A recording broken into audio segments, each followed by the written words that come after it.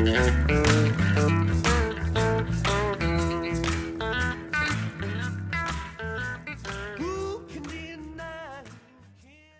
a guest today. I'm your love teacher. All right, guys, we're going to talk about love today. So, when it comes to relationships and personal decision making, it's what we feel. Frankly, I think people are really scared. I mean, there's things that people are very concerned about. The toolkit for true success is a foundation in health and wellness. Okay, we're back, and we have a guest today. Yeah, I know. Hey. Hi. Absolutely. So say hi to Kimberly Wolf, Good who's morning. doing work at our school around relationships Mm-hmm. and sexual wellness. But I think rather than have us talk about it, can just tell the folks about yourself and maybe how you got connected. Sure. So, my name again is Kimmie Wolf. Bob and I were talking about this. I started teaching sex ed and relationship education when I was in college as a volunteer teacher in the inner city and in public and in private schools all over Los Angeles. And it was during a semester off from college. And it was the thing I always say was my favorite thing that I ever did. But being a volunteer teacher was not, doing this type of sexuality education was not really what I saw for myself going forward, but I always had so much flow. And I just love this work with young people and their families and fostering these conversations. And I've had, a windy, dynamic career path like a lot of educational entrepreneurs, like I am. And I wrote a book a few years ago called Talk with Her, The Dad's Essential Guide to Raising Healthy, Confident, and Capable Daughters. And when that book came out, I thought that a lot of my school programming was then going to become focused on fatherhood. But people read that book and they looked at my website, and I started getting a lot of calls about sexuality education. We're at a point in our culture and in broader discourse where, frankly, I think people are really scared. I mean, there's things that people are very concerned about. The Me Too and Time's Up movements really brought sexual assault to the forefront of people's minds.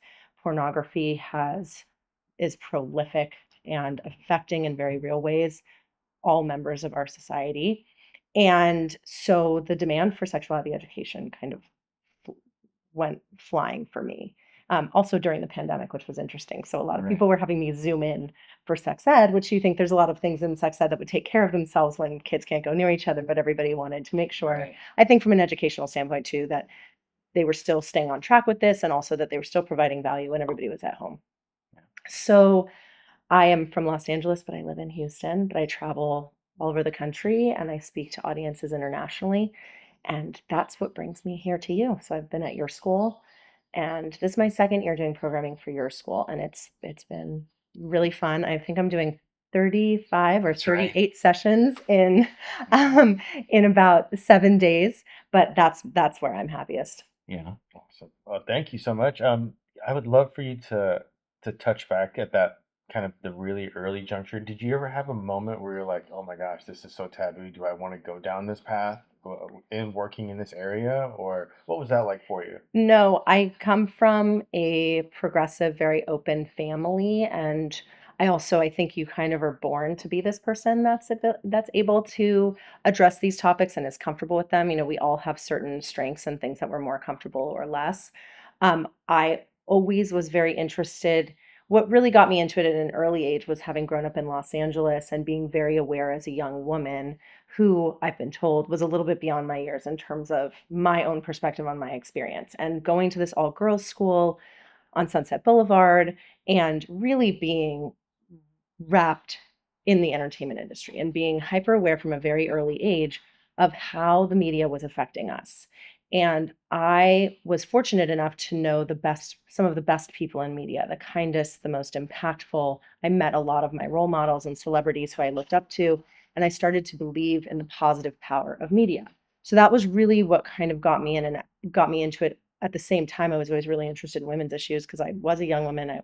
I went to an all-girls school, and, we always say we are our adolescent selves. Like I was always the one people were We coming to do. with their problems. We do. In my grad program, that's what we said. My graduate program, we are our adolescent selves. That's what our party line was.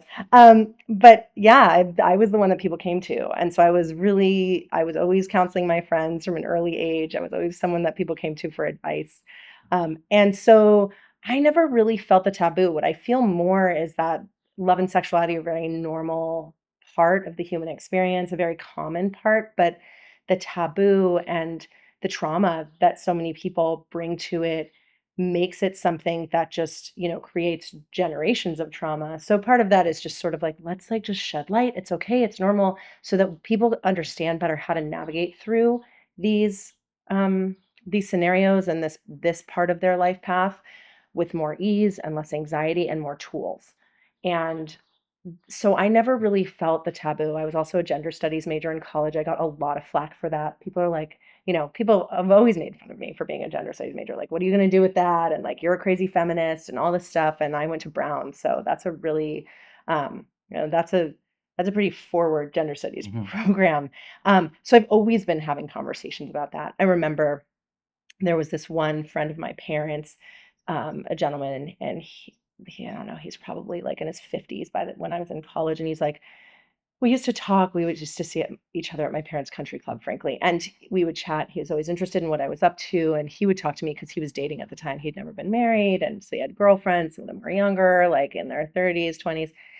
And he shared with me one time that like he was really worried about his girlfriend. Again, like people always share with me, but he was worried about his girlfriend and her eating habits. He was worried that she had an eating disorder. And then like in a subsequent conversation, he's like making fun of me for like being a gender studies major. And I was like, well, that whole conversation you had with me about how you're like really worried about this woman in your life who you really care about. Like these are the issues I'm willing to get to the bottom of. Like that is what is important to me. So I never felt like the Yeah. taboo, like there's not as much taboo for me. And I don't Great. there's a Yeah. lot of That's things I can perfect. talk about with that. Yeah.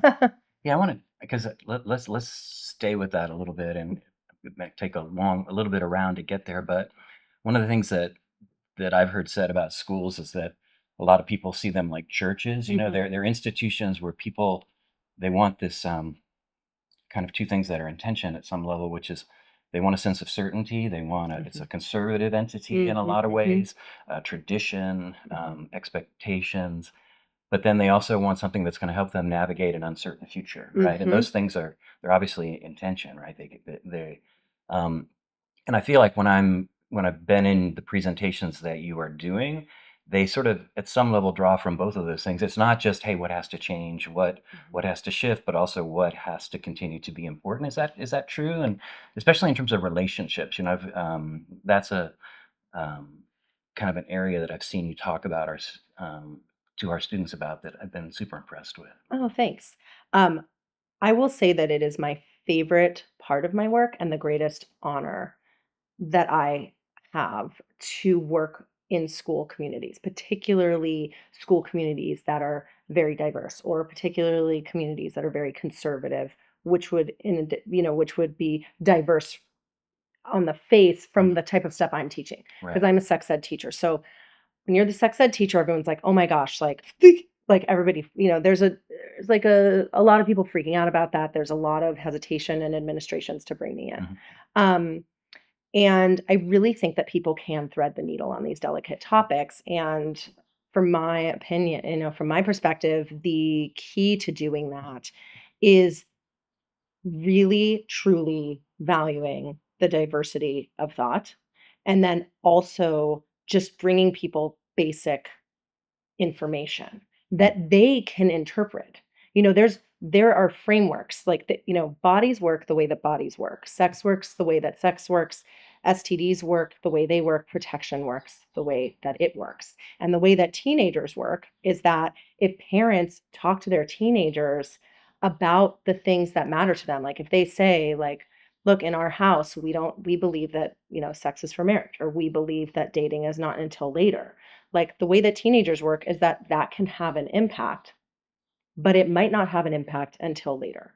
Teenagers might be like, well, I'm going to do my own thing. That actually doesn't seem cool to me. I don't want to do that. So my goal is always to help parents meet them right where they are. You are valuable regardless of what your perspective is. Every perspective is valuable. I'm not here to try and change that, but I do want you to know that if you shut down communication, then you're going to lose an in with your kid. So I try to help people start from where they are and then just give them the facts and give them a way in and make it easy for people to get in. So I think that that's where, and I have very strict boundaries actually on what I talk about.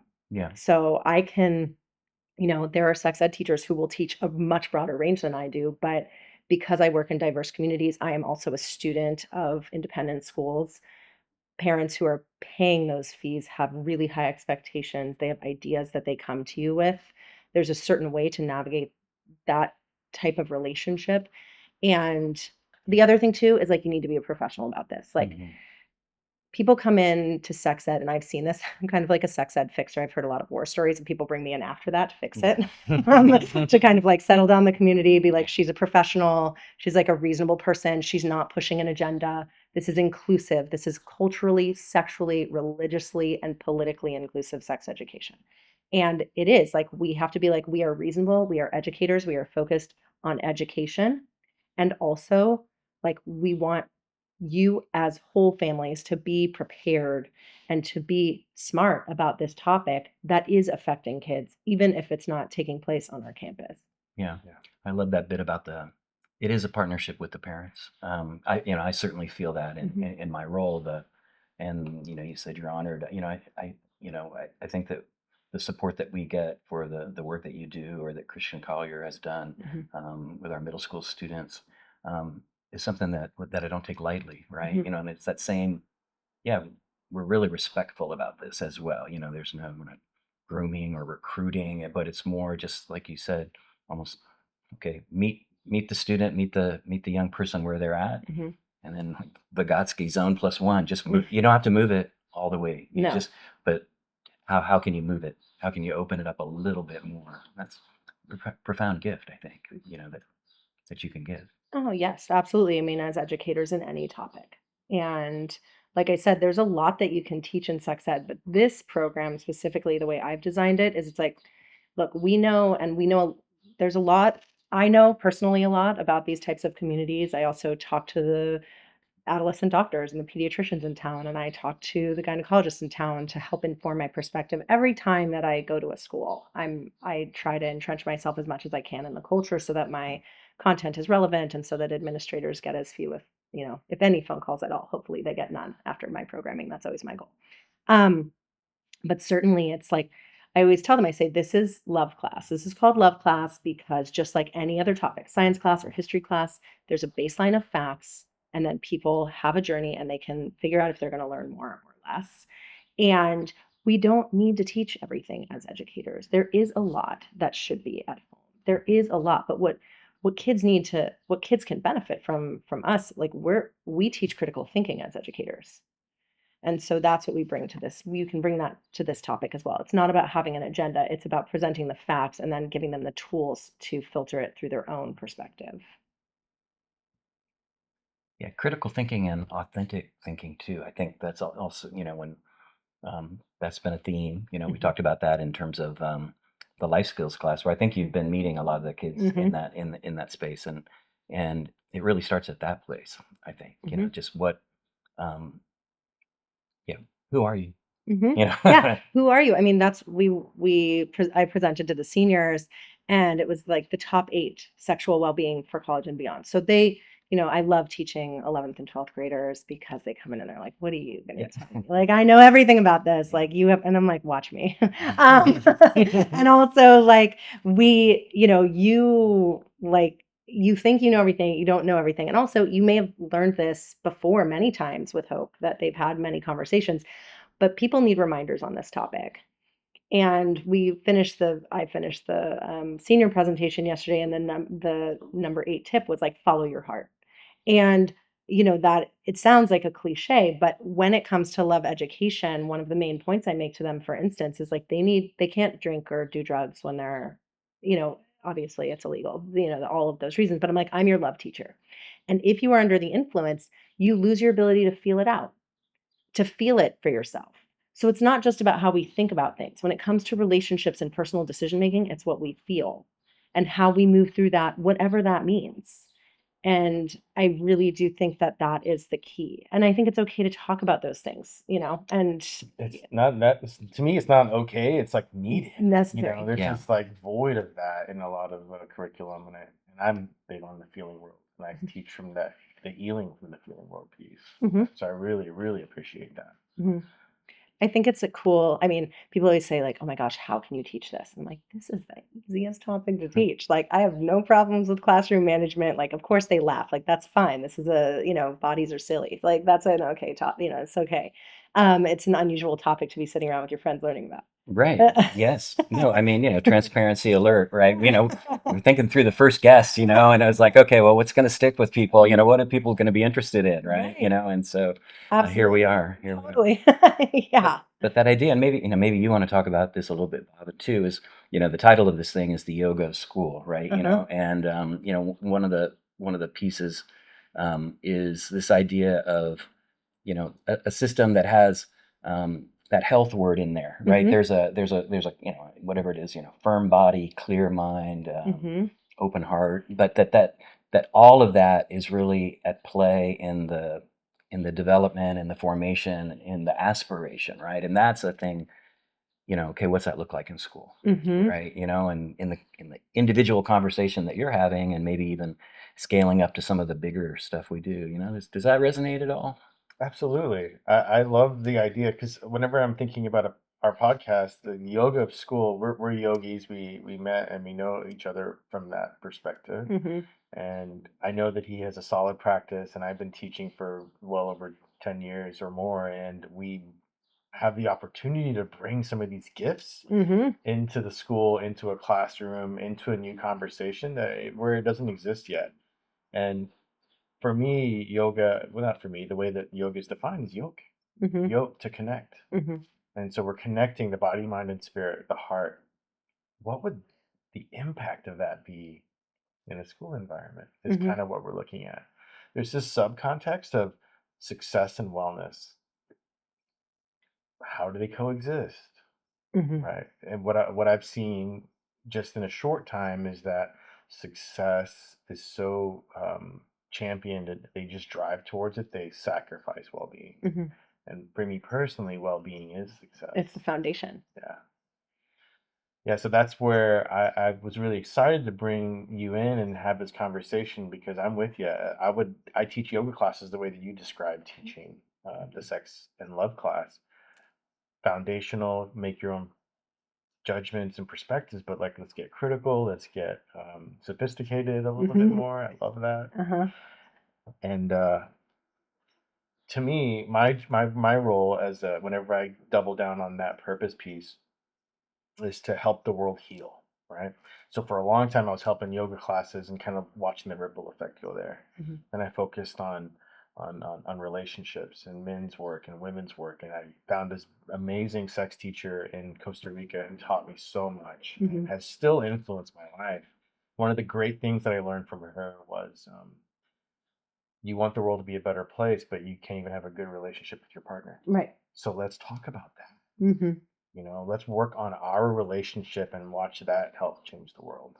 Mhm. So that's where I really I wanted to kind of turn it back to you. Like, what comes up for you when you hear some of these ideas about yoking and Yeah, well, I think that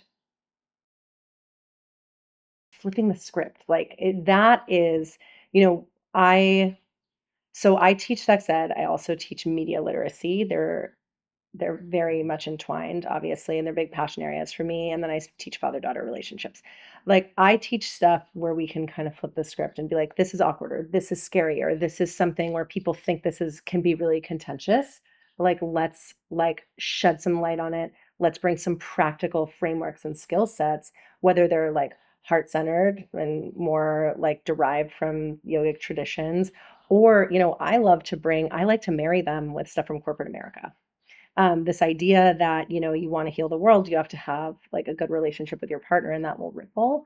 What I always say is I'm like, look, I'm taking really high level negotiation frameworks from the top business schools in the world, and I am cloaking them in themes of teen romance, and I am serving them up to ninth graders.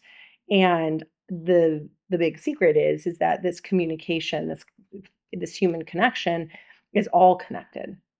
It's all the same across contexts. So, I have a couple of slides. I try to fit them in whenever I can of these really high level communication techniques.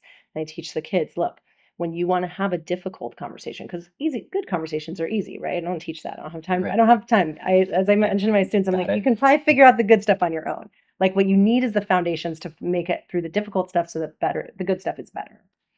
And, I'll say things like, look, if you want to have a difficult conversation with somebody, give them heads up, soft launch it. Um, Tell them you want to have a conversation sometime later. Would they be up for it? Put a time around it, 15 minutes. See how productive you can be. Don't do it on text because that ripples stress and anxiety because everybody overthinks what they write and then goes back and reviews it.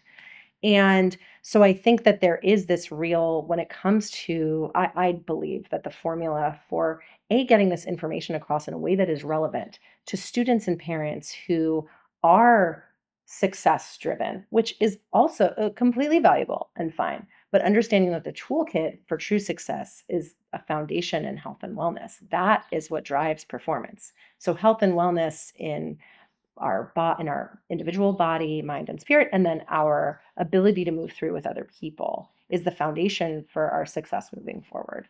Love that. I'm 100% on the same page with you there.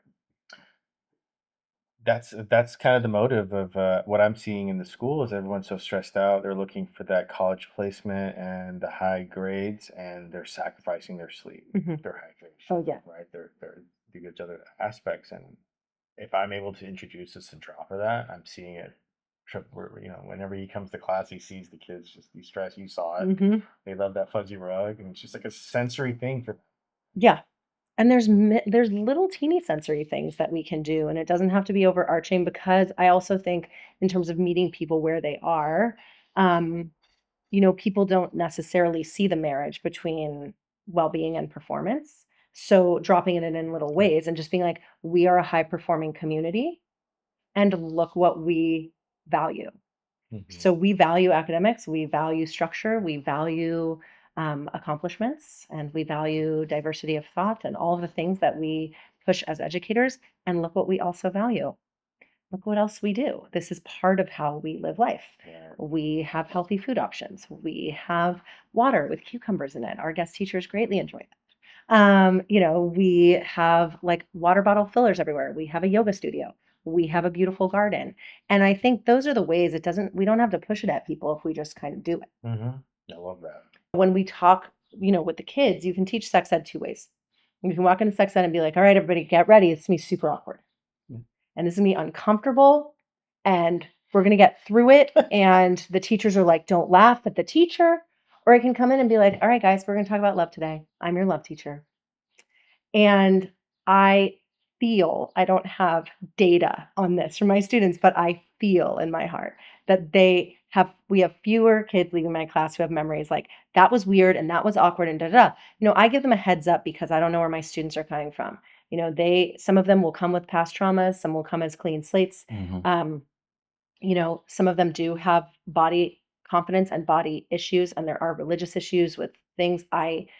I don't show scary slides, but I do have anatomy slides. And I do have to be very clear about what sex is because the media has been so misleading our young people about what it is and what the risks are. So I'll give them a heads up and I'll be like, okay, I'm going to use some colorful language. On my slides, it says it might make people feel uncomfortable. Like, that's okay. And I give people freedom, if they need to leave. Or I've had students come up to me and they're like, I'm really uncomfortable with this. I'm like, you can do your own thing. Like, no disrespect to me. If you need to get out of the room, like whatever. Most of the time I don't have students leave. Sometimes, I teach thousands. There are kids who really, they can't handle this topics for whatever reason. But really it's just like, this is what it is. And everybody gets to interpret it. It's like, this is the basics. And then in terms of the school responsibility thing, it's like, that's what our responsibility is to teach. It's not to teach an agenda. Right. It's not to teach. One of the kids this week, they asked me, they're like, Miss Wolf, we have a question at the end. They usually ask anonymous questions, but then they get together and they start chattering. And they're like, Miss Wolf, what is, what like qualifies as losing your virginity? And I'm like, that is up for interpretation. Mm. And I'm like, it doesn't matter what anybody calls any of this stuff. My area is that if bodies are doing these things together, there are risks, regardless of when they're happening or what people are calling them. Because, Labels. frankly, especially here in Texas, if we talk to the doctors, There are religious overtones and conservative overtones, which is completely understandable and germane to this area. There are kids who are like, okay, well, I have to wait to lose my virginity, but you know, some gray area on how people Mhm. define that. Mhm. And so those are risky activities. And then people, I go through my presentation and there's certain touch points where I'm like, look, like if you are part of a conversation that has to do with, for instance, like not using protection or using the morning after pill as birth control or something, when you know that, you could do something else, alarm bells should be going off in your head. Like you need the facts, you need to live in like reality, and then you make your decisions. Um, I also, as an educator, know that like, you know, if the more we used to scare people, sex ed used to be really Right. scared. It used to show pictures and scary videos, it used to just scare people. And, the facts are scary enough. You don't even have to present them in that way. It's like, look, STDs can happen, unplanned pregnancy can happen, people can get heartbroken, like protective methods can break, like all of those myths you've heard about different types of sex being safer, whatever the case may be. You really need to just live in reality. And I would much rather the kids have those facts so that they can operate off of that rather than what they're currently operating off of, which is a lot of myth and Yeah. misinformation, which I know for a fact because they're asking me questions about it. Right. Yeah. I don't know if this is a question that you can answer, but I guess what we're 4 years out from Roe versus Wade being overturned. Hmm. Have you seen like a big difference in the space in terms of questions? Like that. What was kind of a massive judicial moment? Hmm.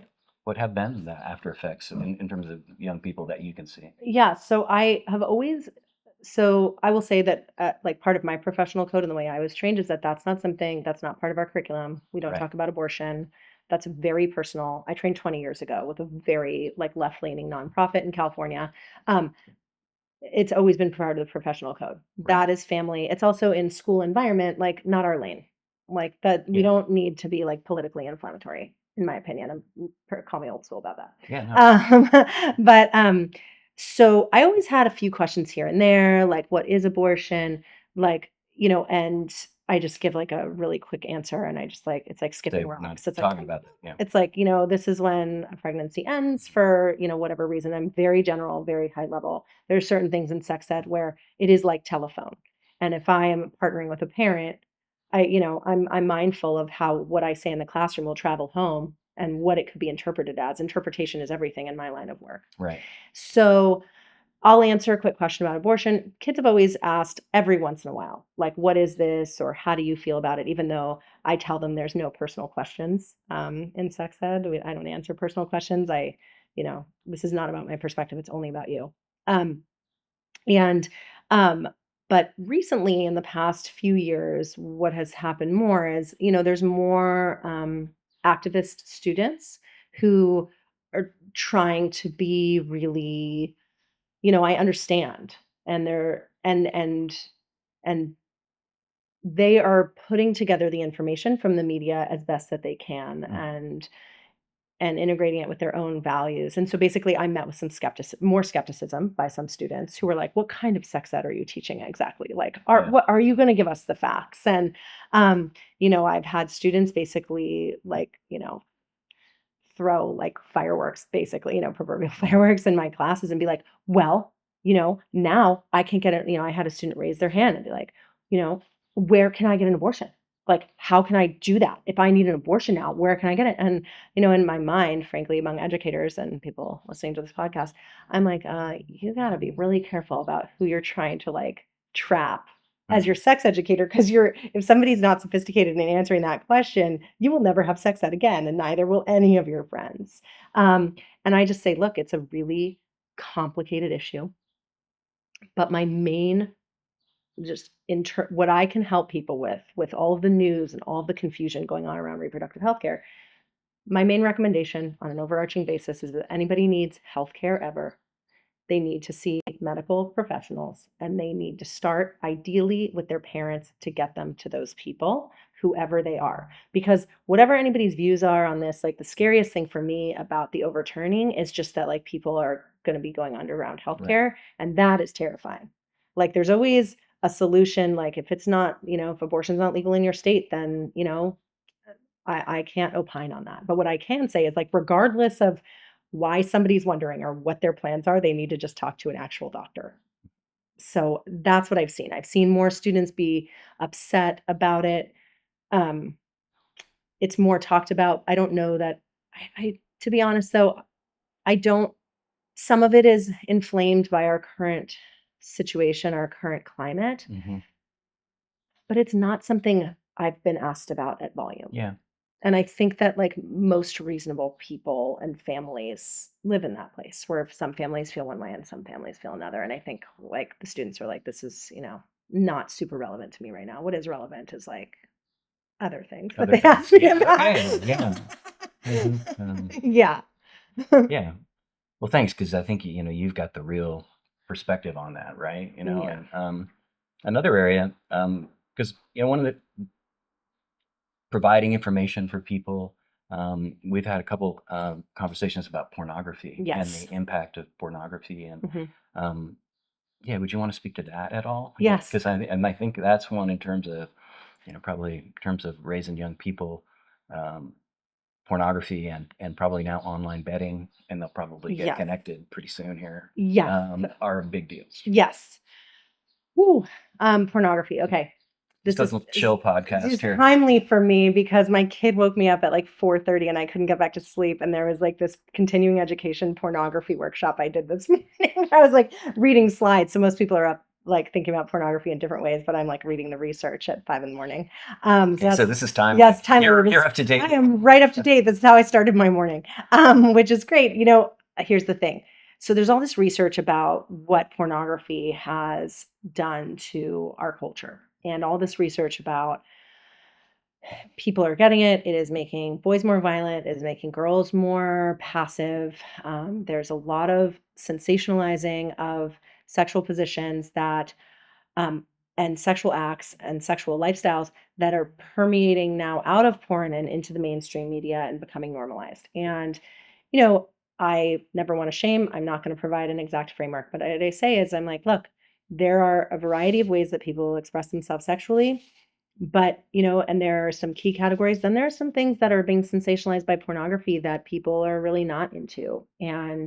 Um, but they're being normalized. And even if somebody is not watching pornography themselves, themes from pornography are being normalized in conversations people are having in their relationships, whether or not their partner is watching it, whether one partner has seen it, but the other one hasn't. And it is fundamentally changing expectations. Now, all of that research came out, and I was like, yeah, I know, because I've been teaching for long enough and I do anonymous questions. So I hand out note cards at the end of my classes. Everybody has to write something. If you don't have a question, you write a color. So everybody is empowered to write your favorite color. Like, so everybody's writing something so nobody can tell. Yeah. Now, the nature of the questions that I have gotten has fundamentally changed with the proliferation of pornography. And so it is, and I also did this interview project of other experts in my field, leading professors, parenting authors, and honestly, I asked them, because the big secret of parenting is like there's a lot of things that we parenting experts think people should worry less about. Like you're Yeah. not sitting around worrying about these huge problems all the time. Most of us, like, there's a lot that we're like, okay, let's help people relax about this, but here's some things to worry about. I interviewed a dozen experts. And I said, what do you think is the one thing that people should worry about? And I'm not kidding you. Every single one was like porn, porn, porn, porn, porn. This was like 6, 7 years ago. And so it's very concerning. I work it into my lessons kind of like subtly in ways, and then I address it kind of head on. And when I bring up pornography, people squirm, like they laugh, they like it's always boys too. They like, they elbow their friends and they turn around. You can tell, like they don't know exactly what I'm going to say about porn. Yeah. And I tell them, I'm like, this has been a complete disaster for in-person intimacy. Let's just start there. And, there's a lot that you can get into with pornography, and it's needed again in a classroom space. There's only so much, but I do tell them, I'm like, look, the nature of my questions has changed. And that's what I tell parents. I mean, I'm getting a lot of questions about different sexual positions that are very specific that we know are glorified in pornography that aren't comfortable for everybody. There's a lot of violent overtones. A lot of questions I can tell are coming from girls that are like, so my boyfriend really wants to do this. Is this like comfortable for girls? Like, is this comfortable for people with female anatomy? Like, should I be doing this? Or like, I actually had this one student, one of the rules of sex ed questions is that I don't define sexual positions. I'm like, this is not a how-to class, and I'm not going to sit up here and performatively like define like these words or say these words Right. that you want to hear me say, like to be funny. Like, that's not what this is about. That's not, I set boundaries, a lot of boundaries in sex ed as an example. Um, I had this girl and she asked this question and it was like, what is such and such sex position? And what I'll do is I'll say, look, someone's asking me about a sex position. Um, I don't define sex positions, but what I will say is that there's certain sex positions I get asked about more because of Hmm. pornography. And so that was how I answered that question. And this girl came up to me. She actually like chased me down the hallway while I was walking. And she was like, "Hey, hey, that was my question. My question was the one that you didn't answer. But can you tell me what it is? Because my boyfriend wants me to do it." And like it is so teenagers are unfiltered, but that is like especially unusual for Hmm. them to like break the Yeah. third wall, so to speak, and Yeah. like come find their teacher and be like, no, that was my question about this specific sex position. What does, and there are certain sex ed teachers, certain sex ed programs, which I think really have to be in the fabric of the school for many years to be able to pull it off. Like, I don't think most schools can pull off a kind of, sex ed program where everybody's sitting around talking about that kind of stuff. I don't think it's appropriate for most places, and that's not how I teach. No. And so she came to me, and I was just like floored because, I mean, it was so at the forefront of her mind. Like, she'd obviously, as our conversation, it was a brief conversation in the hallway, and it was clear like her boyfriend was pressuring her, and this position that she was asking me was like straight out of porn, like porn cliche. And there's a lot of pressure, and I see it in my questions. And that is what's really concerning. And Yeah. I do approach that head on. And one of the things that I tell them that I think is important for parents and like all schools to make sure that's in the curriculum is like, look, like pornography is not the way that people learn about intimacy. It is not. In fact, it is completely counter to that. Yeah. And I always say to them, I'm like, look, I can teach you the birds and bees all day long, talk about the body parts and all the things that people don't want to talk about. Like, I can talk about that all day long, but you know what? None of it means anything if I don't teach you how to communicate in these difficult situations. And Yeah. communication is really the key. That. Yeah. I think it's that, right? Mhm. Because yeah, obviously nobody wants that, right? Right. Everybody gets that pressure is really destructive, Hmm. really wrong. But yeah, how do you push back against it? Hmm. And one of the things that we like about yoga is that sort of a lot of the ideas are about just kind of hanging in there, Hmm. and being able to flip the script as you talked about it. And a lot of it for me anyway gets back to this idea we've talked about on previous episodes of like at some fundamental level with yoga, and I guess it would be the same with a relationship. Like we're going for, hey, you're okay. Hmm. There's this safety piece, Hmm. but that you could always get better, Hmm. and then maybe and I'm not saying I'm very good at this, because Hmm. a lot's coming up for me in this conversation, but probably in terms of that intimate relationship piece, um, some kind of inquiry mode, or an openness to try to grow, and then trying to just at some level, you know, carve away at things so we could get to that space with the kid, right? With the student, with the young person, with Absolutely. ourselves, right? Yeah, and with kids, I mean, they want to know that they're normal. They want to know that they're okay. And they come with a variety of different experiences. So the starting point is everybody's okay. Like, everybody's okay. And if you hear me talk in my lessons, I talk backwards and forwards in time Yeah. on purpose. I'm like, some people this may be relevant now. Some people it may be relevant later. Some people may have already been. Somebody may be thinking about it for later. Like, I am constantly bouncing around in time because I don't know what they're Yeah, you're like experiencing. Gandalf, you're all over the Yeah, place. yeah. I'm like, a lot of what I do is about language, and how language around this can really take it down. But that's the thing, is like, you are safe, whatever your starting point is. It happens when I talk about abstinence. I'm like, yeah, I know a lot of people are like, yeah, yeah, yeah. No, we're not supposed to have sex. I'm like, yeah, yeah, yeah. And I'm like, yeah. And it's available to people if they've had sex. It's available to people if they haven't been sexually active. It's available to people now. It's available to people later. It was available to people a while ago. Um, and all of that is in service of helping them realize that whatever their experiences are, like, it is okay and that is valuable. I think too, for students, it's just so important for them, especially in the adolescent years, for them to understand that their experiences are valuable, that they may be, I am straightforward with them, that I'm like, by a function of age, you are inexperienced in relationships and these skills. I tie it to alcohol and drugs. I'm like, not only is it, illegal, you shouldn't be doing this because you don't have the skill set to be able to manage this under the influence either. You need time. And so I think that's part of sticking with them. Mhm. That's what it brings up for me is how do we just ground them in the moment and like help them feel like this is just not, this is just like anything else and we're just going to move through and it's okay. And it might be kind of difficult and you might want to, disintegrate into thin air. You might like really cringe at the idea of talking about this with your parents or a doctor. Like, it's okay. Hey, one of the things that we wanted to ask you is the title of our podcast is the Yoga of School. Uh-huh.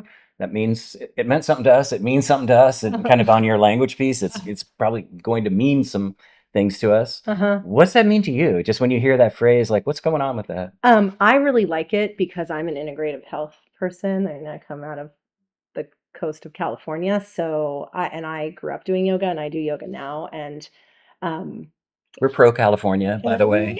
On the pod. Yeah. California. I'm from California and I live in Texas. I studied all over the country. I work all over the country, especially in the South. But I really like the yoga of school. I personally am obsessed with the idea of bringing integrative perspectives and health topics into all relevant topics. There's certain academic topics I'd be hard pressed. But there's a lot of integrative themes in what I do. And personally, one of the like secrets to my teaching practice, I've been thinking about this a lot recently because I feel very grounded when I'm teaching. It's one of the places where I'm the most grounded, but it is absolutely necessary for me to be grounded, like really deep, like in my body, because if I'm not, like I will crack up.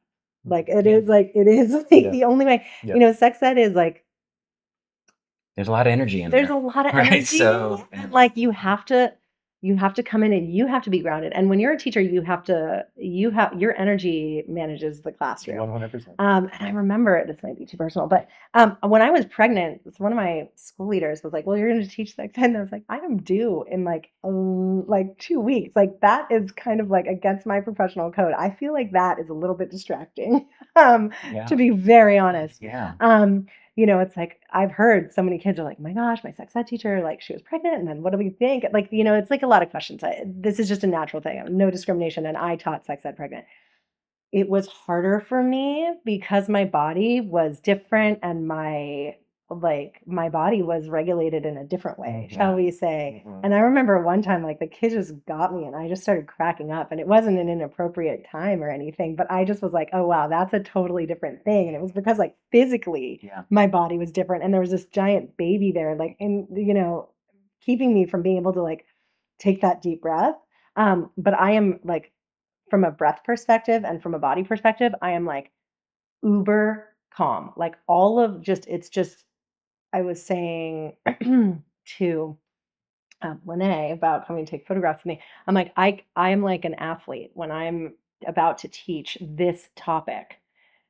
The importance of being calm and grounded and clear headed cannot be overstated because this topic is so delicate.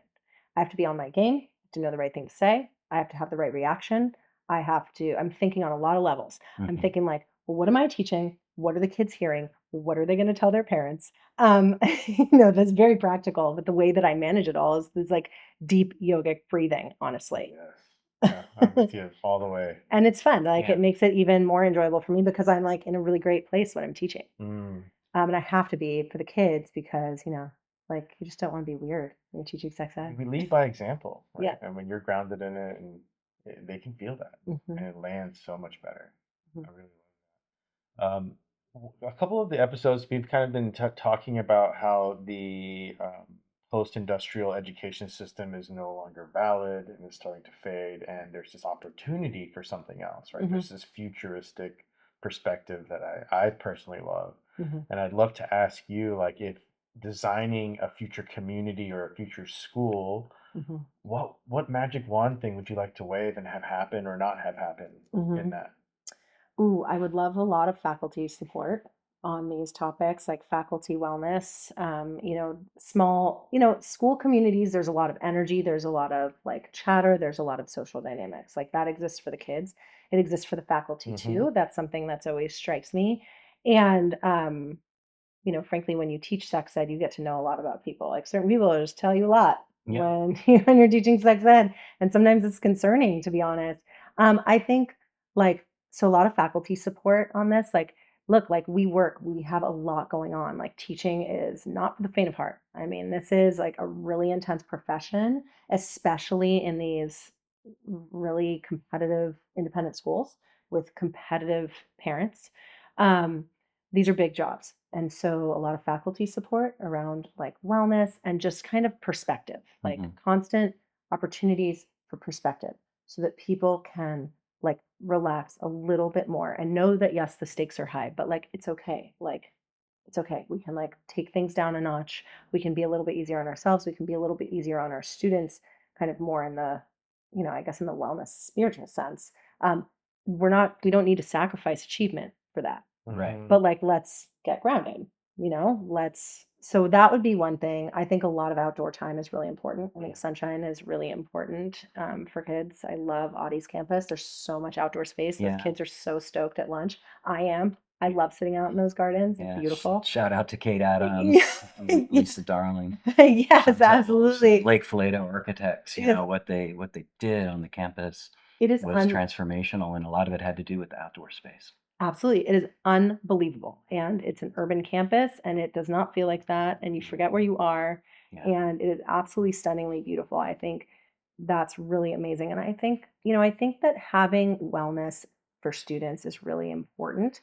My personal brand of wellness is mixing like is making it just super practical and cool. Hmm. Like I've worked in schools. I've done a lot of different positive psychology exercises. I love mindful eating. I love like nutrition that isn't just like by the book. It's like what is good for people's bodies and how do we figure that out? Really practical stuff that some people think is like new age is actually not at all. It has been like in the media like positioned as new age. It is Yeah. not. It is like ancient Mm-hmm. tradition. I just think practical wellness is cool Yeah. Yeah. in a way that's not like, hey, like track your food for a week, which I know there is value in that. There's also some Yeah. concerns there from eating disorder and different places I think around these topics. But those would be my main things. I think support for faculty, outdoor spaces, and also this practical wellness stuff. Like I'm a Yeah. bit of a traditionalist. Like Mhm. I had a structured education growing up. Yeah, no, I mean, that's kind of that point I made before about, hey, we got some meat and potatoes, we got some structure, we got some stuff we're going to do here, but then can we blend that with the other? And I think for me, I did a lot of thinking, especially coming out of the pandemic, there was a lot about wellness. I think wellness is social.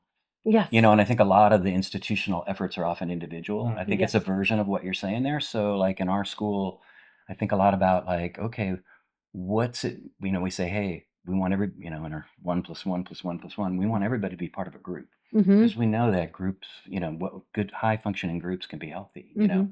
What's it mean to be on a team, Mm-hmm. right? What's it mean to be in the show? Mm-hmm. What's it mean to go on a trip? Mm-hmm. And okay, we're not perfect at everything, but they're all laboratories for this social emotional learning that is targeted at wellness, right? And I Mm-hmm. think that the life skills class is a social exercise. Obviously it's impacting individuals, but there's this social way that it scales up. And that's a super interesting part of our school, I think, is Absolutely. the ecosystem of all that. Trying to keep all that going. Well, especially at Audie because Audie's such a powerhouse. Yeah. Like, if I do say. I've taught at a lot of schools. It's like, that things are humming along at Audie. But to be able to normalize wellness and to be able to normalize life skills and to also have just like really smart programming. Like that's, I tailor my programming to all of my communities. Like, how do we talk about things? What's the vibe? And like I can tell these kids come in and they are like quiet as a cup. They're just like, tell me how to do this. I want a plan. I'm like, I can give you a wellness plan around relationships by all means. My stuff is really structured, but it's all of these heart centered topics. And I think that there's like definitely a way that you can blend that and normalize this kind of more integrative way of approaching Yeah. things. Yeah. I think also what's really important is to be explicit about it.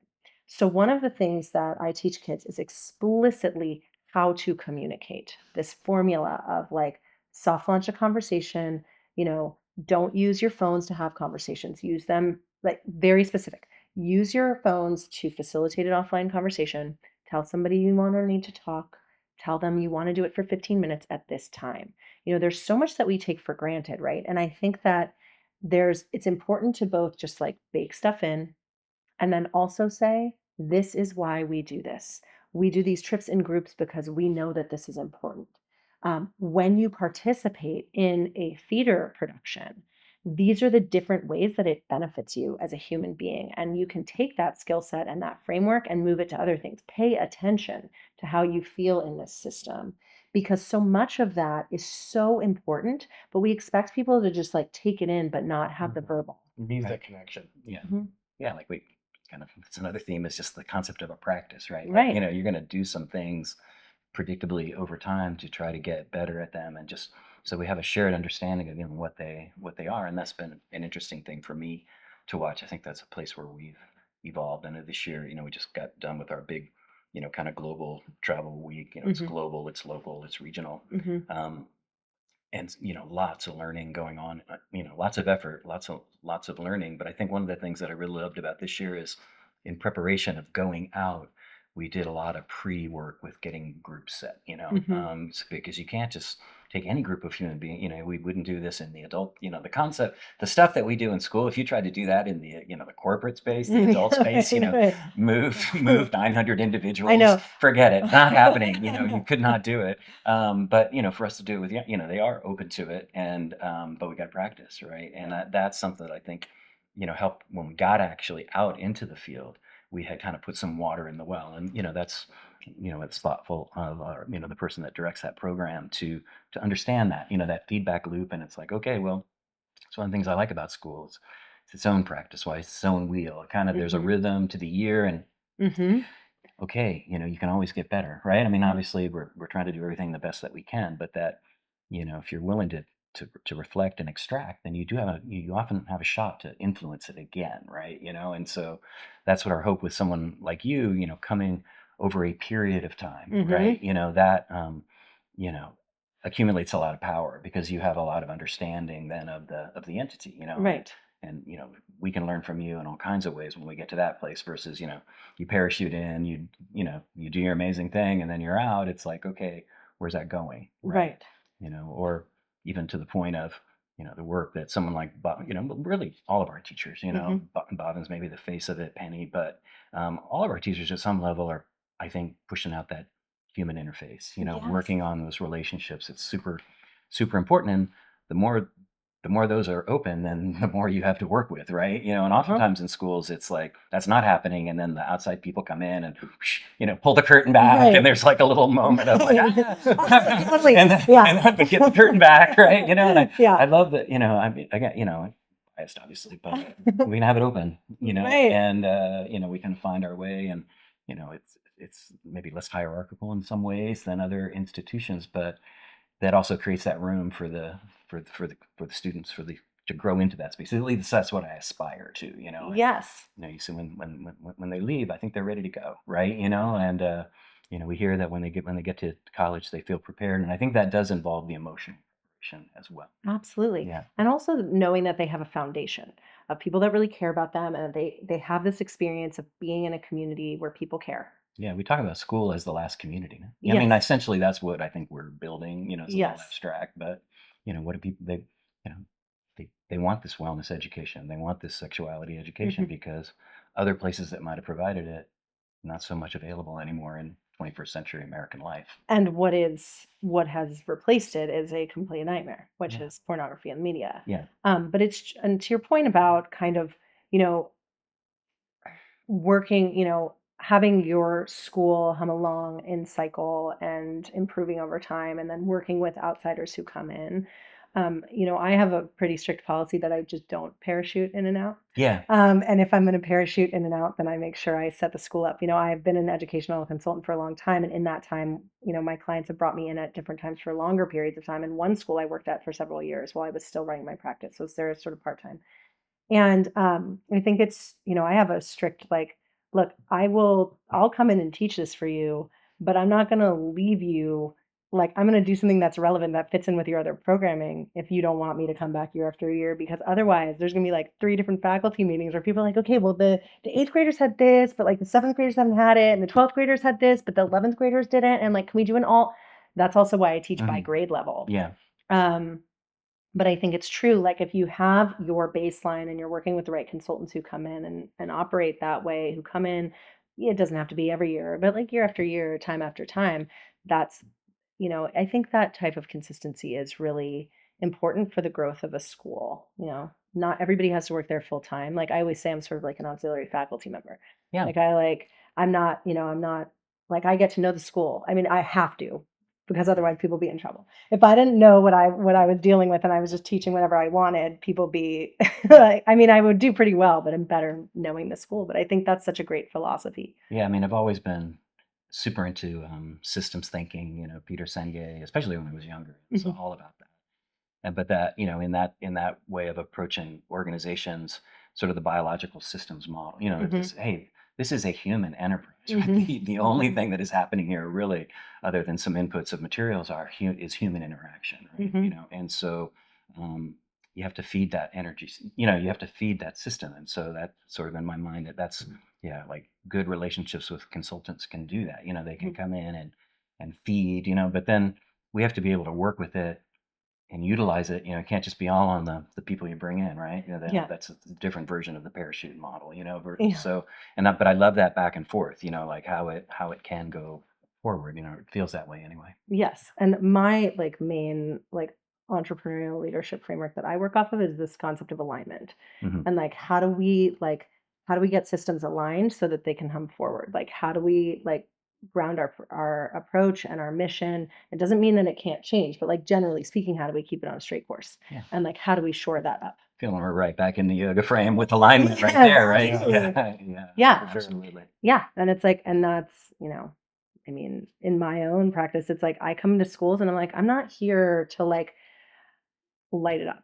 Like, I'm just here to like make this work for you. People want to do it. Not every school feels like they can do it. I personally think every school can do sexuality education. And I think it's really important to be able to support the parents that way. And parents can pull their kids if they Yeah, want. it's Rarely do always opt they. in. Yeah, it's always opt In our in. bar. Rarely do they. But yeah, I mean, I think that's, when you work, I don't know. I mean, and we're saying the same things. Like when you have a school community, like really watching out for that community, and when you are partnering with people to come in and watch out for that community. I'm not.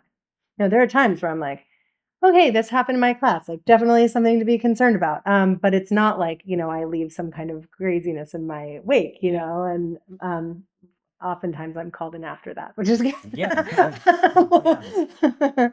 Well, we do have to wrap up, but this has been, for anything, I mean, I'd like to share that I feel really affirmed in our mission and what Mhm. we're up to, and I feel a lot of hope, and I have just a more motivation towards the future, Mhm. where sometimes it can feel a little bleak with some of the stuff that we're dealing with, but Mhm. I feel like I have some more inspiration and more motivation to continue on the path that we've been working on.